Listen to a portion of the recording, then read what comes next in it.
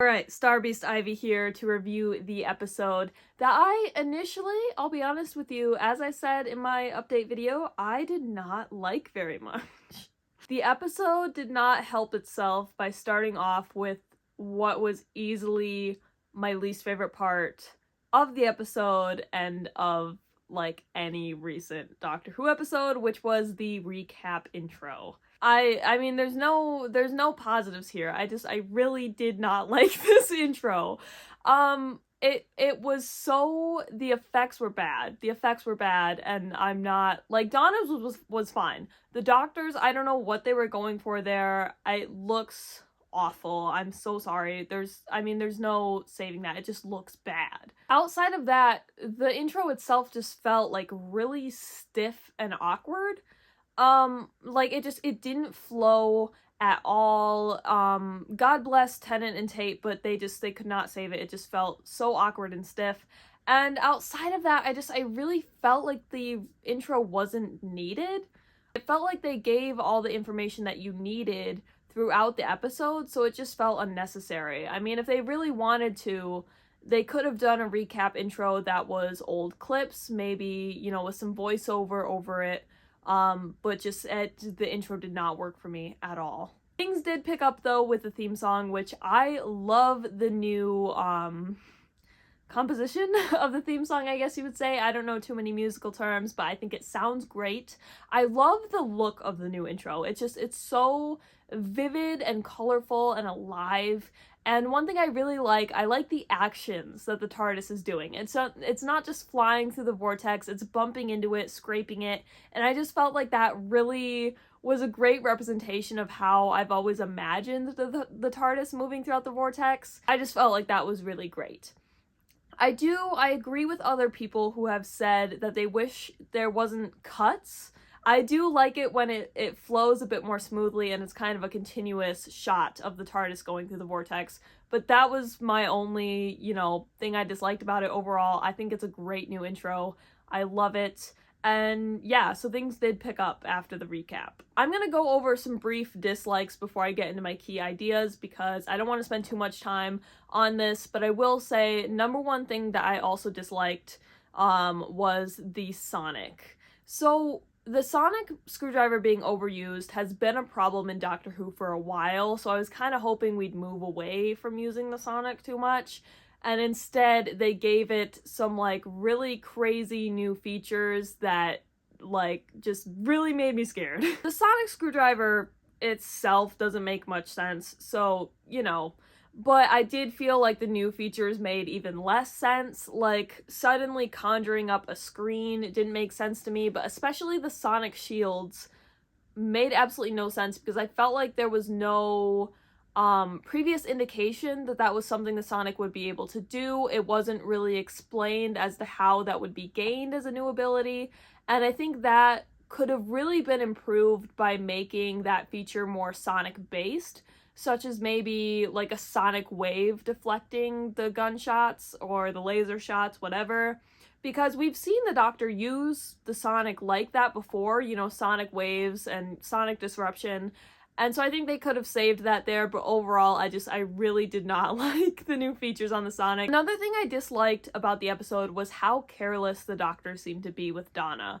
There's this big emphasis on, oh my god, if she'll remember me, she'll die, and there's so much tension with Sylvia and the other family members having to cover things up and keep this secret from Donna, because if she remembers anything, she'll die, and it's this big consequence that we can't let happen, so we have to take all these little tiptoes. But then you have the Doctor, who is so blatantly using the sonic screwdriver around Donna. I think he mentioned that he has two hearts, things like that.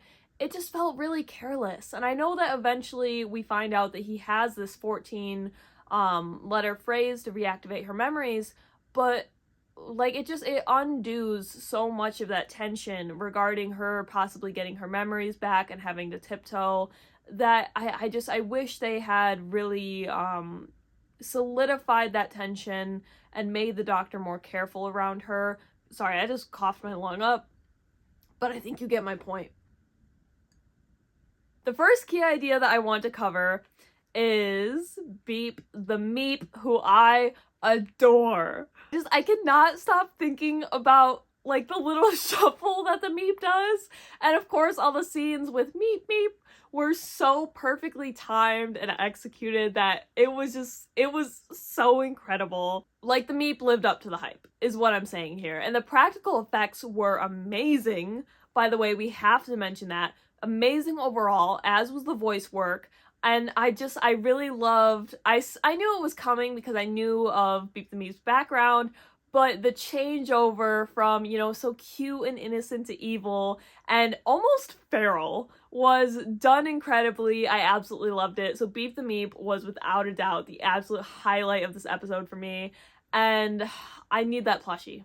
Moving on to the next key idea, I wanted to briefly talk about the representation for disabled and trans or non-binary individuals in this episode. Disability representation in media in general is limited, but I feel like in sci-fi, when it is included, it's either, you know, just a brief aesthetic often for villains, or there's this idea of like fixing disability, or there's this really gross, often in utopian settings, there's this really gross, almost eugenics idea of, you know, in this setting we're beyond disability, to kind of write it off or have an excuse for why it's not there. And again, that also falls into the idea of fixing disability, which is not right. So to have a new ally like Shirley, who is going to be a reoccurring character, who is disabled and fits into a sci-fi environment with ease and respect, is absolutely amazing. She's also just a total badass. I mean, the guns on the wheelchair is freaking amazing. Now, I know I have read a lot of mixed perspectives from trans fans on this, so I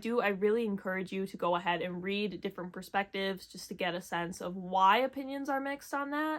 I think the general consensus, though, is that it's not perfect. At times it's even clunky, but it's amazing to have regardless. 2023 has been a terrible year in terms of all the bills and the laws that have been proposed and in some cases passed that attack the personhood, rights, and respect of transgender people. And just in general, it's been really hard watching all this go down in the media, so I can't imagine what that experience is like being a transgender person. So to have Russell go to what I would say is one of the most famous British shows of all time and include a character who is so openly and proudly non-binary, and it's such a key part of her person and her story, and there's no sweeping it under the rug or trying to hide it in the subtext. It's out there, it's proud, it's loud, and that is just so powerful and needed right now. And I'm so glad. I know that we knew that we were gonna get great representation with Russell, but it just, after this year, it's amazing to see, and I do think we have to appreciate that. There are a few things that I took issue with when it came to Rose and, you know, the representation here, but my perspective is limited, so I'm only going to talk about that which I'm comfortable talking about and I feel qualified to talk about. Number one, I wish that Rose had had a bit more to do in the plot. It really felt like they set her up as an important part of this story in the first half, and I really liked it. I liked the connection with the Meep and the themes of, you know, feeling like you don't belong. I really thought it was interesting how Rose was a toy maker, you know, all these interesting threads, and then it really felt like once she sort of led the Doctor back to Donna, she just took a back seat for the whole rest of the story, and even in the resolution, which she was a big part of, it felt like she was just kind of a prop in that instance, and just kind of like a point of convenience to have, you know, Donna's story shine through. And I really felt like that was a shame, because there was so much interesting things that were set up there, and I really would have loved to see her involved more with and against the Meep once that story played out. So that was a little disappointing to me. The biggest problem I have, and I think this line is universally hated at this point, is the line about how the Doctor is now male presenting, and that means that he doesn't understand how to let things go. To start with, it's clunky, it's patronizing, and it makes absolutely no sense that the Doctor would suddenly forget their experiences as a woman. And like, they just established that the Doctor is beyond, you know, our standards of gender and things like that. So to put that line right after and say that actually, no, you know, you are male presenting now, and this is such a key part of you that you would just forget how to emotion right. Oh, I really didn't like it, and I hope I'm gonna make sense when I explain why I didn't like it. Number two, it really felt like it was leaning into this odd bit of, like, gender essentialism. And again, it's a quick line, so it doesn't completely ruin things, but it does make it incredibly clunky. It felt like women and non-binary people were kind of getting lumped together there because they're basically saying, oh, Donna, a cis woman, presumably, and Rose, a non-binary person, are the same and, you know, experience emotions and understand emotions the same way, versus the men, who are all emotionally mature and they can't handle it and they don't know how to let things go.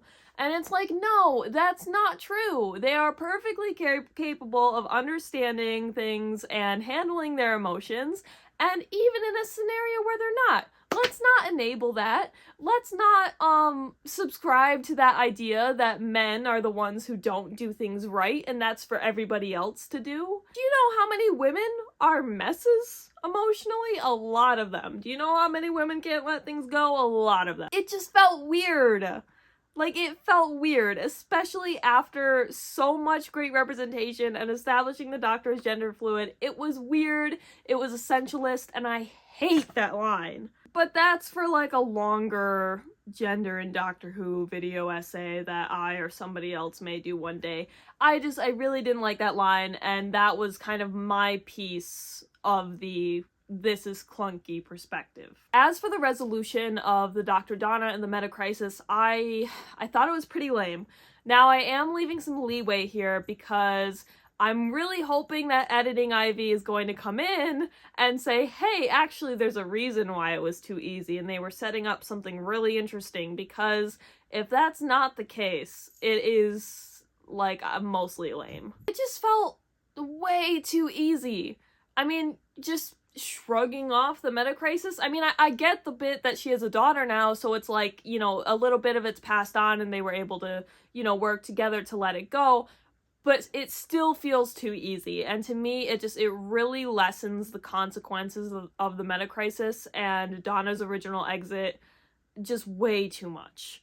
That being said, circling back to Donna and Rose, it's still a really amazing moment for me because of that mother-daughter team up. So much of Donna's origin and character, you know, involves this lack of self-confidence and self-compassion, and that's really inspired by Donna's mother, Sylvia. So to instead see Donna kind of break that cycle and join hands with her daughter, and it's this really powerful moment where they love each other and support each other so much. Donna is such a loving mother, and they're able to be their true selves together and let go of this painful blocking thing together. I guess overall it's neutral. I felt the resolution was lame, but I did like the mother-daughter team up and how that was incorporated. Lastly, because this is way longer than I thought it was going to be, we're going to talk about the new TARDIS, which I love. I will say it feels too empty. Like, it almost feels just straight up barren. Do think though that this will be fixed with different lighting, and through Ncuti's era that might change. It was like a little jarring how empty it was, because I like the TARDIS when it looks a little bit lived in. Love the reveal scene. I think it's gonna go down as one of my favorite reveal scenes in the history of the show. Just like Donna saying it's gorgeous and the Doctor's, you know, excited laugh, and then the way that he runs all around it like a kid at the playground. It was so beautiful and so joyous, and I love the reveal scene so much. I don't have a ton to say about Wild Blue Yonder, mainly because I took up so much time talking about the Star Beast, and I don't want to make this video too long, but also because I really loved it. And that's kind of like the main key idea of what I'm going to talk about. I guess we'll just go in like a similar order to what I did for the Star Beast. So the opening for this episode, a lot better. I thought it was a lot of fun. I'm not really sure how it fit into the rest of the episode outside of setting up the Mavity joke, which I do hope sticks around. So I guess, you know, if you're thinking about like consistency in the episode, it's a little bit confusing.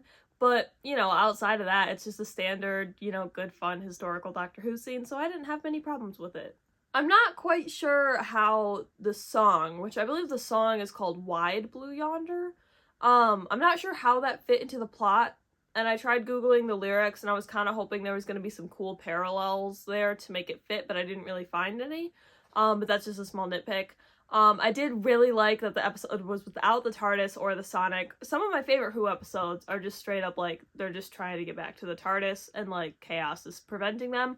And then obviously I just said in my Star Beast portion that I didn't like the new features that they gave the Sonic, so that was nice to get rid of that for an episode. The main highlight of the episode, for like everybody, but just in general, was the Doctor and Donna's relationship. There were sad moments, happy moments, fun moments. It was like every great bit of their relationship we got in this episode. And this episode was still messed up, but it felt like a nice sort of calm before the storm, because I do think that the Giggle is gonna like emotionally destroy all of us. So it was just nice to see the Doctor being like silly and fun with each other and temporarily free from, you know, Donna being a lost companion. One thing I really appreciate is how different the 14th Doctor is to the 10th. So when they brought Tennant back, my concern, especially because Donna was coming back, my concern is like, it's just gonna be, you know, the 60th anniversary specials, and it's just gonna be like series 4. I don't really think that's the case here, which I'll talk about that more in a second. But 14 is just so much more open and vulnerable with Donna, and it's really refreshing to see, because 10 was a lot more. It wasn't that he wasn't openly loving to his companions, but he was a lot more emotionally closed off, and in some cases a lot more emotionally immature, I think you could say. Whereas 14 is very open with Donna in a way we haven't seen before. Now, he's still a little bit closed off. You know, at the end of the episode, Donna's like, "Are you okay?" And 14 lies and is like, "Yeah, I'm okay." But then we get this moment where he says, "Yeah, I'll be all right in a million years." And that was just like, it's not completely opening the door, but it's letting Donna in a little bit to see, like, no, he's actually not that okay. I don't know if I'm even making sense at this point. I don't have a script for these portions, by the way. But I really like how after, you know, experiencing being 11, 12, and 13, losing so much, having so much changed, that in an old face, most importantly, but in the presence of an old friend, the Doctor is able to open up a lot more and sort of give in to the feelings and the trauma that he's experiencing. Actually, probably my favorite part of the episode was the reveal of the, you know, the villains, the monsters, the doppelgangers, whatever we shall call them, because I'll be honest, I was watching, you know, they're cutting between the two different sets of the Doctor and Donna and the two different rooms, and in my head, I'm thinking, like, this is really bad editing.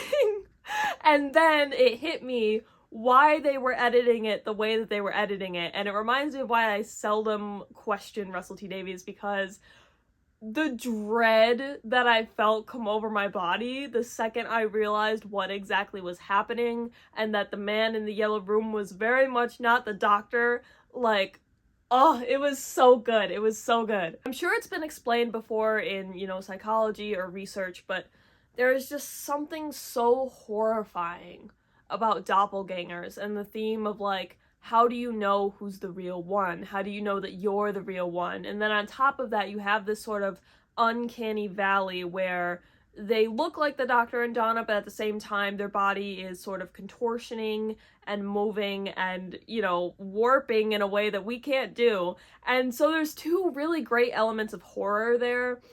And just in general, once that was revealed and I realized what was going on and what we were sort of in store for, when it came to the episode, I stayed so tense and anxious throughout. Like, I did film my reaction, and, you know, I might splice clips of this in there, but legitimately, the majority of the time, I was just sitting at the camera like, because I was just so, like, yeah. Circling back to that theme of sort of, you know, what's real and what's not, I liked that they included that the monsters get more real as time goes on, and as they get, like, closer to you and understand you in the situation, because that presents, you know, a scary element of, you know, at first I didn't even realize what you were when you weren't that real, and now you're getting more and more real as I'm realizing what's going on, and so the line is just getting so blurred.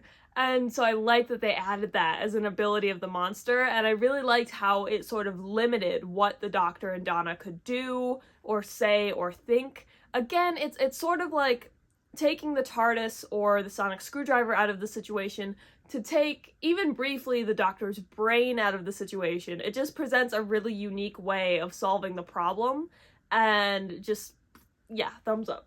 And when the Doctor picked the wrong Donna, like, we have the Giggle, but we know that's gonna emotionally traumatize us, and we know that that's when we're gonna have to say goodbye again to the Doctor and Donna. And you have the toy maker, who is, you know, this really kind of powerful dude, and in my head I'm thinking, like, is the Giggle gonna have a fake Donna? And is the toy maker gonna do something with that and, like, hold that over the Doctor's head? That would have been crazy. I do much prefer that they didn't do that. But in an alternative world where they did do that, I would have also, I think, enjoyed it a little bit because it's crazy and angsty. But yeah, that was wild. I also mentioned in my Star Beast portion the practical effects, and I have to say they were so amazing here. I totally assumed that everything in terms of the doppelgangers and, you know, the warping, I totally assumed that that was all CGI. Like, I would not have assumed that that was practical effects at all. They did an amazing job with the way that they shot certain shots, the practical effects. Like, this episode would not be this episode without the effort of the production team and the special effects team. I didn't have super high expectations for this episode. I know people were expecting a lot of cameos, things like that, but then that kind of turned into a meme. But in general, I will say I am disappointed because it's a great episode, don't get me wrong, but it very much does not feel at all like an anniversary episode, especially not a 60th anniversary episode. Except for like a couple references to the Flux and other past tragedies, it didn't really feel that connected to the show in general. And, you know, like I said, I wasn't expecting a ton of cameos. I'm not expecting it to be some big, you know, multi-Doctor team up, but I guess I was just expecting a little bit more. You know, Star Beast had Beep the Meep, which is from a really popular comic strip. It had Unit, the Giggle will have Unit, it will have Mel, it will have the Toy Maker, so those two specials felt like, you know, at the very least, they feel more connected to Doctor Who, whereas this episode kind of just feels like a missing Series 4 episode. It's the 60th anniversary, you're doing 3 episodes, you have so much space and time, like, this is your license to fan service, basically. So I'm just a little disappointed that they didn't use it, especially because there was so much mystery. Like, there wasn't even a next time trailer. That really contributed to people thinking that there was going to be a lot of big bombastic stuff, you know, either anniversary wise or not, that happened in the episode. And I think that let a lot of people down because they were sort of like, why was there so much mystery? But I will say the episode would not have worked as well as it did without the mystery. So much of the power and tension that the episode has really does rely on having no idea what you're going into. So I do still really appreciate that they kept that mystery, and I wouldn't be totally opposed if they did that with future episodes going forward. Just the ones that have big mysteries. I do love next time trailers, so I'm talking about just the ones with big mysteries. So I did love that episode. I think it's going to end up being my favorite out of the 3. But I was a little disappointed that it didn't feel like an anniversary episode, and I'm hoping that that vibe can kind of pick up a little bit in the Giggle, which I will review now. Before you question what is going on here, those of you who get it will get it. Those of you who don't need to read Divided Loyalties and get way too hyperfixated on the Deca, and then report back to me by the next applicable Monday. So I've gotten all dolled up to review the Giggle, and this is gonna also be short. Again, I don't want this video to be too long, so we're just gonna get right into it, and we're gonna talk about the main villain of the episode, the Toy Maker. I did really like the Toy Maker. I thought that the performance was mixed at points, but for the most part, it leaned good. They did a really good job of making the Toy Maker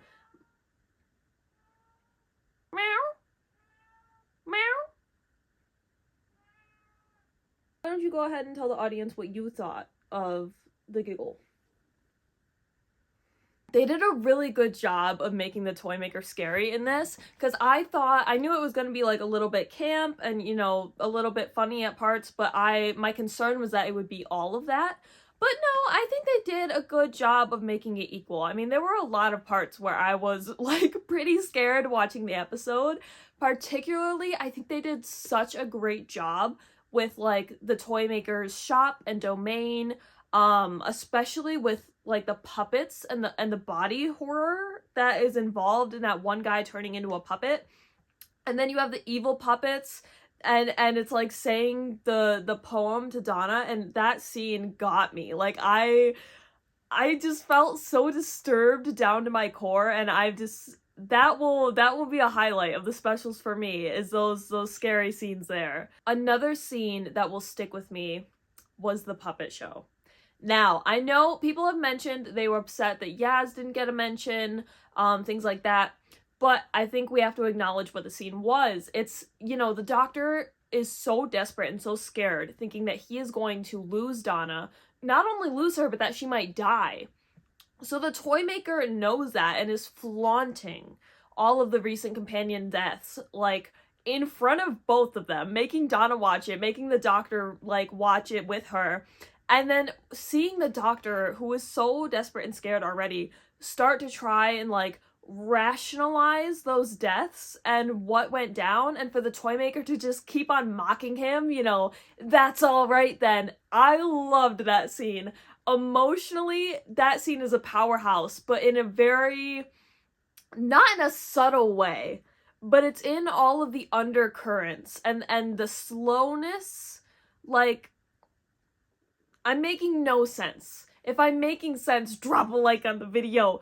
But that scene, like, in regards to the toy maker though, and I think that Doctor Who frequently has this problem, no matter who is the writer, the showrunner, the villain, the resolution was just weak. Like, the episode definitely tanked for me in that last third. Like, the toy maker's a god, and they do a really excellent job of, like, exemplifying his power and how disturbing he is and all of his games are in the first 2/3 of the episode. And then you have the whole bit of humanity turning against each other and all the chaos that ensues with that. And I feel like it just didn't really go anywhere. Like, the whole humanity being infected and it coming through all the screens, I felt like there was a lot of potential there, and it really just got kind of rushed and scraped aside for more of the toy maker bits and all of the regeneration bits, and that was a shame, because one of my favorite movies is The Kingsman, which kind of has a similar plot,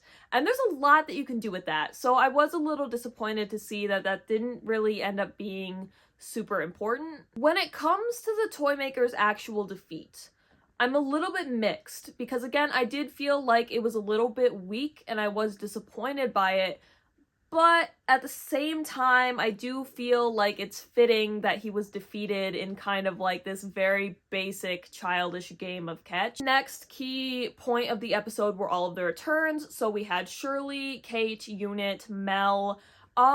I thought they were alright. I mean, it was nice to see them, but I don't feel like those characters really got enough to do in the episode, which was something that I predicted happening anyway. So it wasn't a letdown in the sense that I was disappointed, more just like disappointed but not surprised. Overall, I hope that we have more in store for those characters, and I'm sure we will, because there's a lot to do in these specials. So I'm just excited to see them in Ncuti's era and see what they can do. The reason why I've been kind of speeding along here is to talk about what is arguably, easily going to be the most talked about and debated and questioned thing from this episode, which was the bi-regeneration, which I did know that it was coming because of the leak, which it's kind of crazy that everything leaked, basically. So I did know that it was coming, but I was dreading it, and the moment it happened, I just was like, no.